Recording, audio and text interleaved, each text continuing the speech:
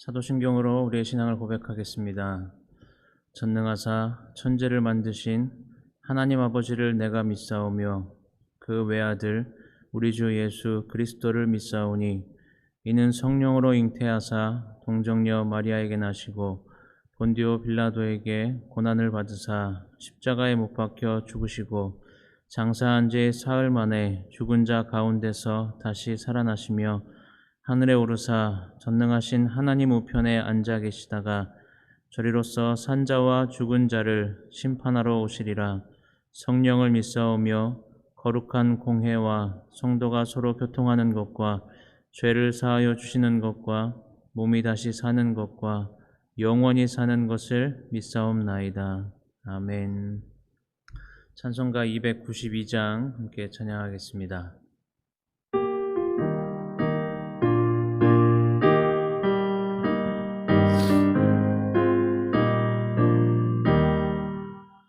주 없이 살 수 없네 죄인의 구주여 그 귀한 보배 피로 날 구속하소서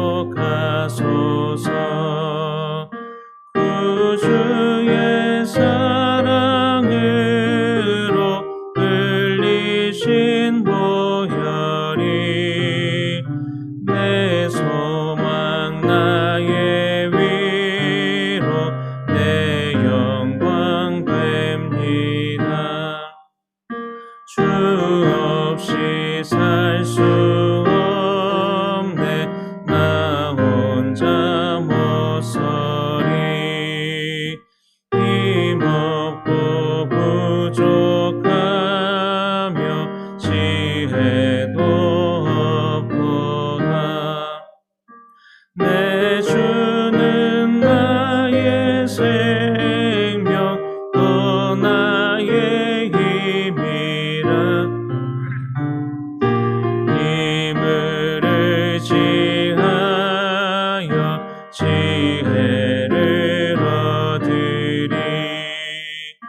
주 없이 살 수 없네. 내 주는 하신다. 내 영의 깊은 간구 마음의 소원을 주밖에 나의 마음 위하라 주리요. 내 마음 위로하사 영원케 하시네. 주 없이 살 수 없네. 세월이 흐르고 이 깊은 고독 속에 내 생명 끝나도 사나운 풍랑일 때 날 지켜주시니 내 곁에 계신 주님 늘 힘이 됩니다.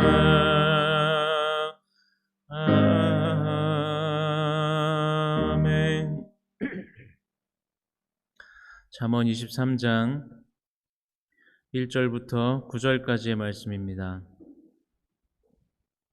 잠언 23장 1절부터 9절까지의 말씀 함께 보겠습니다. 내가 관원과 함께 앉아 음식을 먹게 되거든 삼가 내 앞에 있는 자가 누구인지를 생각하며 내가 만일 음식을 탐하는 자이거든 내 목에 칼을 둘 것이니라. 그의 마시는 음식을 탐하지 말라. 그것은 속이는 음식이니라. 부자 되기에 애쓰지 말고 내 사사로운 지혜를 버릴지어다. 내가 어찌 허무한 것에 주목하겠느냐. 정령의 재물은 스스로 날개를 내어 하늘을 나는 독수리처럼 날아가리라. 악한 눈이 있는 자의 음식을 먹지 말며 그의 마시는 음식을 탐하지 말지어다. 대저 그 마음의 생각이 어떠하면 그 위인도 그러한즉 그가 내게 먹고 마시라 할지라도 그의 마음은 너와 함께 하지 아니함이라. 내가 조금 먹은 것도 토하겠고 내 아름다운 말도 헛된 대로 돌아가리라. 미련한 자의 귀에 말하지 말지니 이는 그가 내 지혜로운 말을 업신여길 것임이니라. 아멘. 사랑해 주님 감사합니다. 또 우리를 깨워주시고 또 예배의 자리에 나아가게 하심을 감사합니다. 하나님, 우리가 함께 고백했던 것처럼 정말 주님밖에 없음을 고백하는 삶을 살아가게 하시고 오직 주님만이 우리의 힘이 되시고 소망이 되심을 다시 한번 기억하며 나아가는 복된 하루의 삶이 되게 하여 주옵소서. 하나님, 우리가 살아가는 삶 가운데 하나님께서 원하시는 하나님을 기쁘시게 하는 하나님의 영광을 위해 살아가는 삶이 되게 하여 주옵소서. 그러한 삶을 살아가기 위해 또 오늘도 말씀 앞에 서기를 원합니다. 하나님 말씀을 통하여서 참된 지혜를 깨닫게 하시고 그 지혜로 오늘 하루의 삶 가운데 승리하며 주님께 기쁨이 되어 살아갈 수 있는 복된 삶이 될 수 있도록 주님 은혜를 더하여 주옵소서. 감사드리며 예수님의 이름으로 기도합니다. 아멘. 우리가 종종 성경을 보면 우리가 보고 읽고 이해하는 데 있어서 크게 어렵지 않은 말씀들이 있습니다. 그런데 문제가 있다면 그렇게 우리가 보고 이해하기는 쉬워도 이해한 대로 살아가기가 참 쉽지가 않다는 것이죠. 우리가 그리스도인으로서 살아가면서 늘 경험하게 되는 한계가 무엇입니까? 그것은 바로 깨달은 것과 살아내는 것이 다르다는 문제입니다. 말씀을 깨닫고 은혜를 경험하지만 그러나 깨달은 말씀대로 우리의 삶을 결정하고 또 살아내는 것은 결코 쉬운 일이 아니라는 것입니다. 물론 몰라서 우리가 잘못 선택하는 경우도 있지만 그러나 분명한 신앙의 양심에 불편함이 있고 거리낌이 있다 할지라도 알면서 잘못된 것을 선택하는 경우도 적지가 않습니다. 오늘 1절 말씀을 보면 내가 관원과 함께 앉아 음식을 먹게 되거든 삼가 내 앞에 있는 자가 누구인지를 생각하며 라고 기록합니다.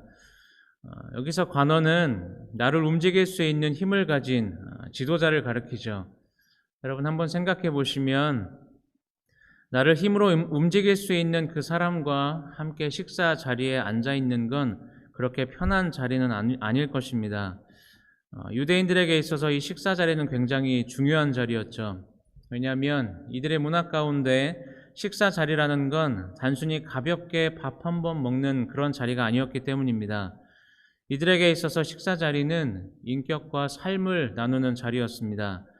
그렇기 때문에 누구와 어떤 자리에서 식사를 하는지 보면 그 사람의 인간 관계가 어디에 초점을 맞추고 있는가 알 수 있는 정도였습니다. 그렇기 때문에 1절 말씀은 나를 그렇게 힘으로 지배할 수 있는, 나를 그렇게 힘으로 움직일 수 있는 사람과 식사를 함께하는 그 불편한 자리에 내가 왜 초대되었는지, 그 사람이 나에게 왜 이런 자리를 마련해 주었는지를 한번 생각해 보라는 것이죠. 분명한 이유가 있을 텐데 그 이유를 생각하라는 것입니다.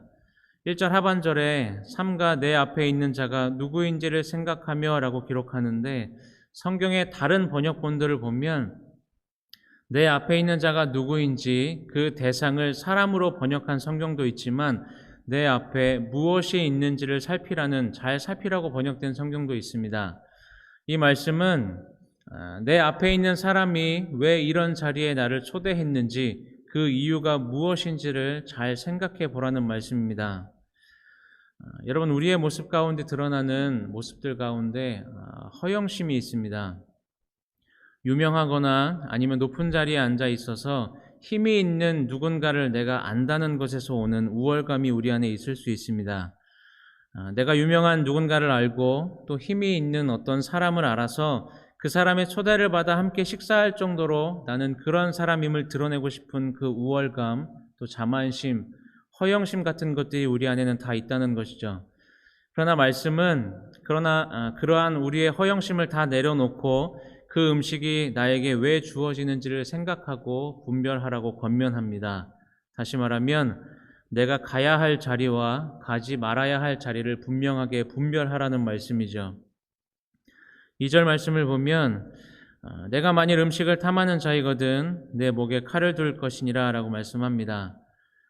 지금 우리가 살아가는 이 시대가 과거 옛날처럼 먹을 것이 너무나 귀했던 시절에 음식이 보이면 일단 먹고 보는 그런 시대는 아닙니다. 이 성경이 기록될 당시도 눈앞에 음식이 있으며 절제가 힘든 그런 상황이라고 우리가 가정한다 할지라도 이 말씀을 우리가 포괄적으로 이해한다면 이것을 내가 먹어야 하는 음식인지 먹지 말아야 하는 음식인지를 분별하라는 것이죠.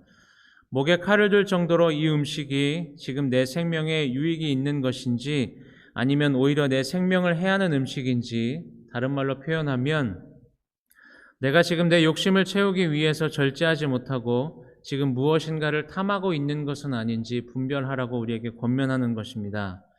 또 3절 말씀에 그의 맛있는 음식을 탐하지 말라 그것은 속이는 음식이니라 라고 말씀합니다.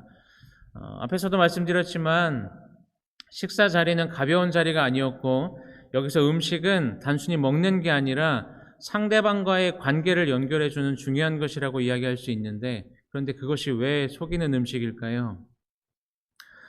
여러분 인류 역사에 있어서 가장 첫 번째 죄가 무엇과 연관이 있었는지 생각해 보면 바로 이 먹는 것과 연결이 되어 있었습니다. 하나님께서 아담과 하와에게 선악을 알게 하는 나무의 열매를 먹지 말라고 명령하셨죠. 그런데 뱀이 선악을 알게 하는 나무의 열매를 먹도록 하와를 속입니다.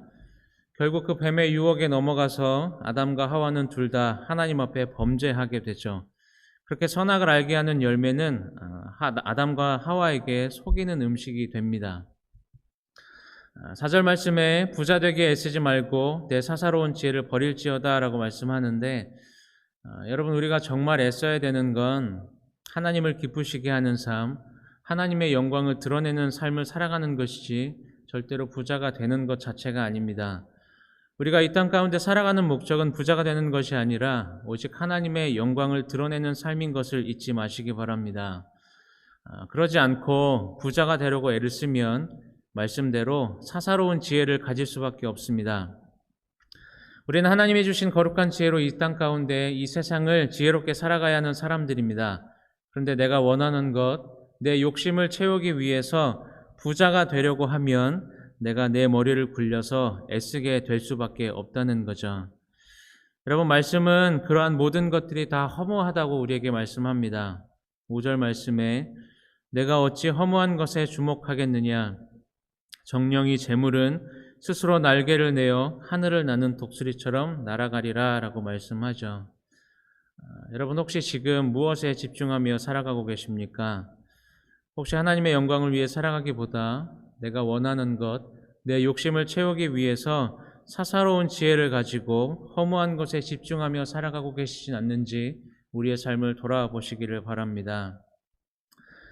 여러분, 예수님은 무엇에 집중하셨습니까? 예수님은 하나님의 뜻에 집중하셨고 예수님은 바로 우리에게 집중하셨습니다.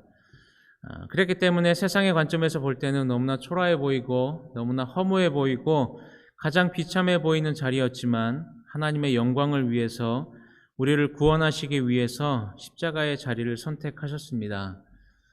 그렇게 은혜로 주어진 우리의 삶, 우리가 어떻게 살아가야겠습니까? 우리가 무엇을 집중하며 무엇을 붙들고 살아가야 하는지 다시 한번 고민하시기를 바랍니다. 우리가 읽진 않았지만 23장 12절 말씀에 우리에게 이렇게 권면합니다. 훈계에 착심하며 지식의 말씀에 귀를 기울이라. 훈계를 너의 마음에 간직하고 지식이 담긴 말씀에 너의 귀를 기울이라고 우리에게 권면합니다. 여러분, 오늘도 우리가 집중해야 하는 것은 세상의 것이 아니라 바로 하나님의 말씀이라는 사실을 기억하시기를 바랍니다. 그 말씀을 통해서 깨닫게 하시는 그 지혜를 가지고 오늘 하루의 삶 가운데 잘 적용하며 살아가는 그 삶을 통해서 하나님의 영광을 드러내는 복된 삶을 살아가시는 저와 여러분들의 삶이 되시기를 주님의 이름으로 축원합니다. 사랑과 은혜가 많으신 하나님 아버지, 우리가 어떠한 삶을 살아가는지, 무엇을 집중하며 무엇에 집착하며 살아가고 있는지 말씀을 통해 다시금 깨닫게 하시니 감사합니다. 하나님, 세상의 것들을 취하며 내 욕심을 위해 살아가는 그러한 삶을 선택하는 것이 아니라 우리가 말씀을 이해하고 깨달은 대로 우리의 삶 가운데 실천하며 하나님의 영광을 드러내는 하나님의 기쁨이 되어 살아가는 삶을 선택하는 복된 삶을 살아낼 수 있도록 주님 은혜를 더하여 주옵소서. 예수님께서 우리에게 보여주셨던 모습처럼 하나님의 뜻에 집중하시고 또 바로 우리에게 집중하셨던 그 주님의 마음을 깨닫기를 원합니다. 하나님, 그렇게 우리에게 주어진 은혜의 삶을 우리가 허무하게 살아가는 것이 아니라 주님의 영광을 드러내는 복된 삶으로 우리가 선택하며 살아갈 수 있도록 주님 인도하여 주시고 정말 말씀에 귀를 기울이며 그 지혜를 따라 살아가는 복된 삶을 살아가게 하여 주옵소서. 오늘 하루의 삶 가운데서도 말씀대로 살아가는 그 삶을 통하여서 하나님의 영광을 드러내며 하나님의 기쁨이 되어 살아갈 수 있는 우리의 모두의 삶이 될 수 있도록 주님 인도하여 주옵소서. 모든 것 감사드리며 예수님의 이름으로 기도합니다. 아멘. 시간 각자의 자리에서 더 하나님 앞에 기도하며 나아가겠습니다.